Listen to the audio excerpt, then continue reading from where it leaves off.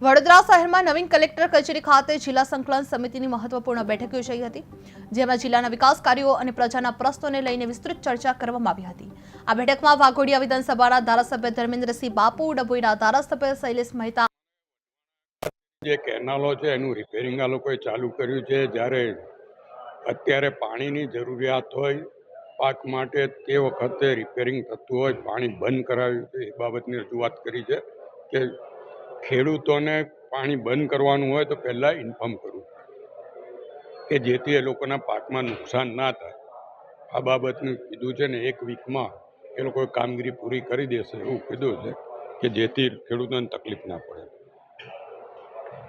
જે કેનાલની કામગીરી જે ધીરી ચાલે એ અઠવાડિયામાં કર્યું। અણખોલ ખાતે સરદાર ધામ બન્યું છે અને સરદાર ધામમાં 1500 છોકરા અને 1500 છોકરીઓ રહી શકે એવું આયોજન છે। ટૂંક સમયમાં એનું ઉદ્ઘાટન થવા જઈ રહ્યું છે।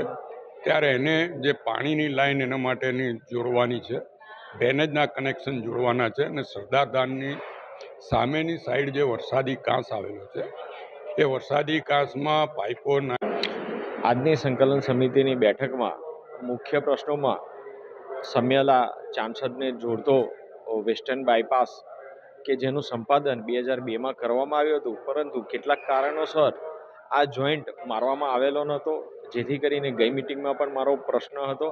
તો ગઈ મિટિંગથી આજ દિન સુધીમાં જે તે જગ્યાનું સંપાદન અને કબજો લઈ લેવામાં આવ્યો છે અને ટૂંક સમયમાં જ આ બંને રોડને વેસ્ટર્ન બાયપાસ કે જેને જોઈન્ટ મારી દેવામાં આવશે સમિયાલાથી, જેથી કરીને રાહદારીઓને ખૂબ જ અનુકૂળતા રહેશે। સાથે જ વડોદરા કોર્પોરેશનમાંથી એસટીપીનું પાણી એ સમિયાલા થઈને પાદરા તાલુકાના સોગડા ખુદ પાટોદ થઈને નદીમાં જાય છે, જે પાણીના નિકાલનો યોગ્ય રસ્તો ન હોવાથી રસ્તામાં કેટલાક નાળા બનાવવાની જરૂર છે અને એ નાળું ન હોવાને કારણે આ પાણી અમારા પાદરા તાલુકાના ગામોમાં એ તળાવમાં, વરસાદી કાંસમાં આ બધી જગ્યાએ પ્રસરતું રહે છે, જેથી ત્યાં પાણી જમા થઈ રહે છે।